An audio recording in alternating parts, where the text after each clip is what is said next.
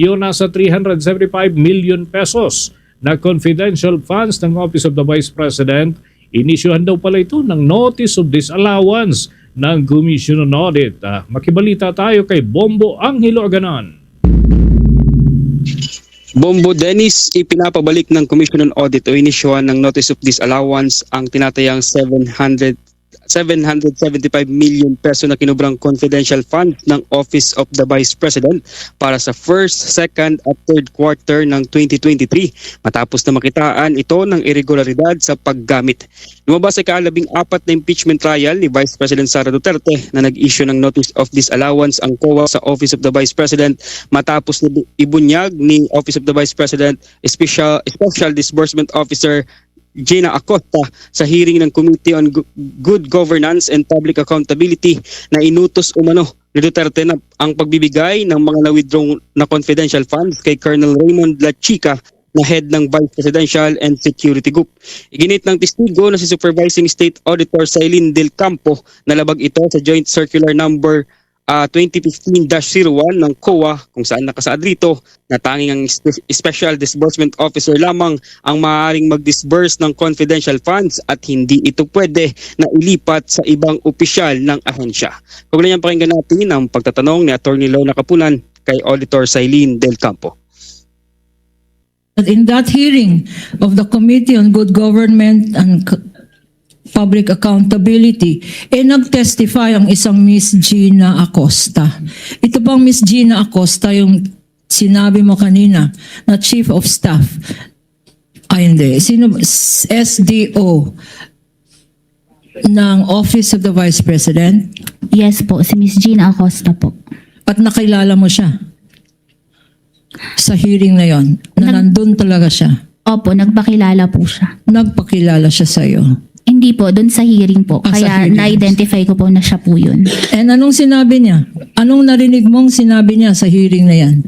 Na by the directive po of BP Sara, binibigay niya kay Colonel Raymond Dante Pilachica, head ng Vice Presidential Security and Protection Group, yung cash advance po for confidential fund.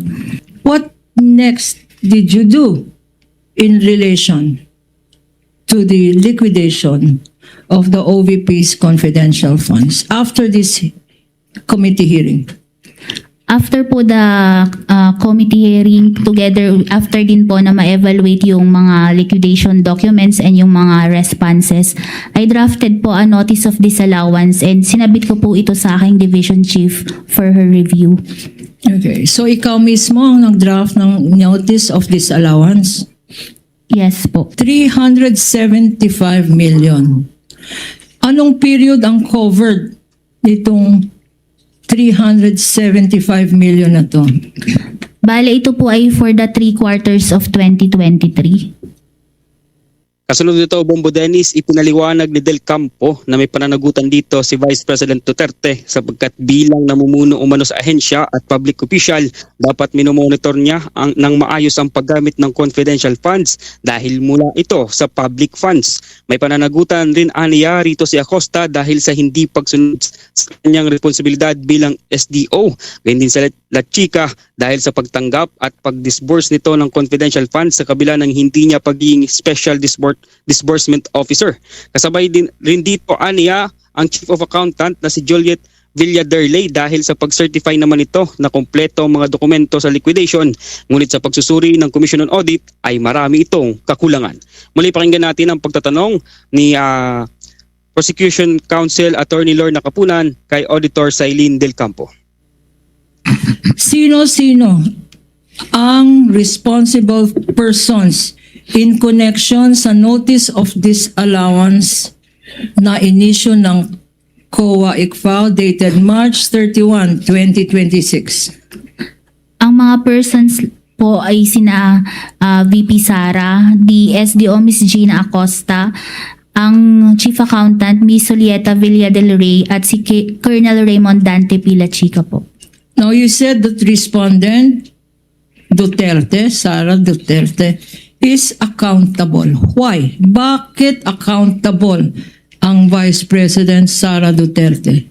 Because she approved po the transactions and the utilization of the cash advance po. Saan nakalagay sa mga dokumento ang inapprove ng Vice President mismo? Yung sa accomplishment report po. Sa mga lahat ng accomplishment reports. Ito naman, Ms. Gina Acosta, why do you say that she is also accountable? Kasi po siya ang special disbursing officer at responsibility po niya na i-disburse ang cash advance. Okay. Pag sinabing accountable, no? Hindi naman tayo accountant. Ano sa layman's term ang ibig sabihin ng accountable?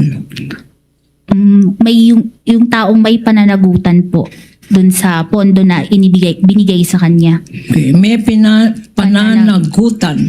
So ang Sara Duterte, Vice President, may pananagutan. Opo, tama po. Bakit? Anong nature ba ng pondo na yan? Kasi po ito is pondo ng bayan po. Pondo ng bayan? Samantala, Bumbo Dennis, question naman ni Presiding Officer kung bakit hindi notice of suspension muna ang inilabas ng COA upang mapakinggan ang panig ng kampo ni Duterte ukol sa pagbibigay ng confidential funds kay La Chica. Tugon ni Del Campo, malinaw ang paglabag ng Vice Presidente sa Joint Circular Memorandum kung kaya't notice of disallowance agad ang kanilang inisyu rito. Ngunit paglilinaw naman niya na maaari itong sagutin ni Duterte sa pagsusumiti ng appeal sa Commission proper. Pinaliwanag din ni Del Campo na wala pa sa ngayong aksyon ang COA sa naturang notice of disallowance dahil hindi pa ito umaabot ng 6 months o ang palugit kung kailan maaaring isauli ang pera o mag-appeal ang kampo ni Duterte. Sa huli, sinabi ni Del Campo na itinuturing ng Commission on Audit na irregular ang paggamit ng Office of the Vice President sa mga confidential funds dahil hindi ito sumunod sa Joint Circular Memorandum 2015-01. Mula rito sa Senado ng Pilipinas, ako si Bombo Angelo Ganan and this is Bombo Radio Philippines, the #1 radio network in the country. Your trusted source of news and information. Basta Radio, Bombo!